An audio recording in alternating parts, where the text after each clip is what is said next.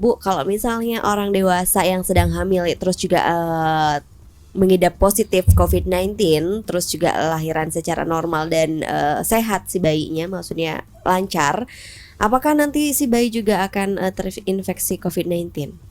Ada kemungkinan bisa terinfeksi, ada. Cuman infeksinya ini tidak terjadi secara vertikal ya. Maksudnya tidak seperti HIV yang kalau ibunya terinfeksi, anaknya pasti terinfeksi. Enggak. Ini lebih karena kontak erat dengan sang ibu kan anak. Makanya itu prosedur kita kalau di rumah sakit ada ibu dengan COVID positif, langsung kita nggak bisa rooming in, nggak bisa rawat gabung dengan anak dan ibunya gitu. Pasti langsung kita pisahkan dan anaknya pun kita swab. Kalau swab pertamanya negatif, kita ulang, kita perlakukan sebagai OTG, orang tanpa gejala ya. Jadi dia beresiko tertular COVID-19 karena kontak erat dengan sang ibu. Kita ulang 14 hari lagi. Tapi kalau dia kok ternyata swabnya sudah positif ya, kita tata laksana sebagai COVID anak gitu. Seperti itu ya. Kontak erat, Bu. Ini yang dimaksud kontak erat itu apa, Bu?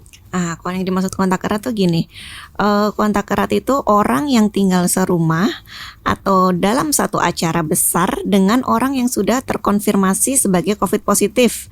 Contohnya nih, kita bawa anak kita ke kawinan. Nah, di kawinan itu ternyata ada yang COVID positif. Nah, itu kita bisa dibilang kontak erat di situ. Atau orang yang melakukan perjalanan bersama dengan yang COVID positif dengan jarak yang kurang dari 1 meter. Atau kita naik transportasi umum bareng nih. Nah, dengan tempat duduknya dekat-dekatan. Kok pas ada yang ternyata COVID positif sebelah kita. Nah, itu kita bisa dibilang kontak erat. Kontak erat seperti itu ya, Bu ya.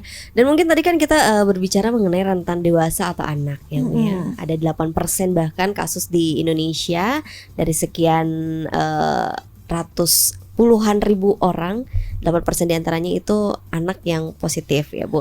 Nah, Dian mau tanya nih, Bu, mungkin lebih parah mana nih, Bu, untuk gejalanya sendiri atau lebih bahaya mana antara seseorang dewasa yang kena COVID atau anak yang kena COVID?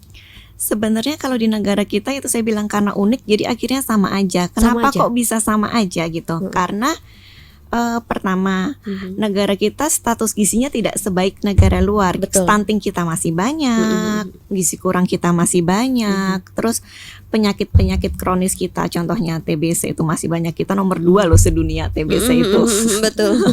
Jadi kalau pas anak yang TBC ya terus kena COVID ya tentu lebih berat. Atau anak yang asma pas kena COVID tentu lebih berat. Beresiko juga ya. Atau anak yang gizi buruk lebih berat. Terus tadi yang juga coverage imunisasi kita nih rendah. Iya, betul. Coverage imunisasi kita rendah. Ternyata itu juga di penelitian berpengaruh. Kenapa kok di kita kok aneh sendiri ya, kok kasusnya berat. Akhirnya jadi sama kayak orang-orang tua yang punya sakit DM atau sakit gula, sakit darah tinggi gitu. Ya karena itu negara kita ada ya sedikit beda di kesehatan anaknya dibandingkan negara lain. Makanya akhirnya lebih berat gitu. Jadi jangan orang tua terus nggak apa-apa nih di anak-anak kan ringan ini mah batuk pilek biasa aja. Enggak, ternyata di kita kasusnya cukup berat. Cukup gitu. berat ya.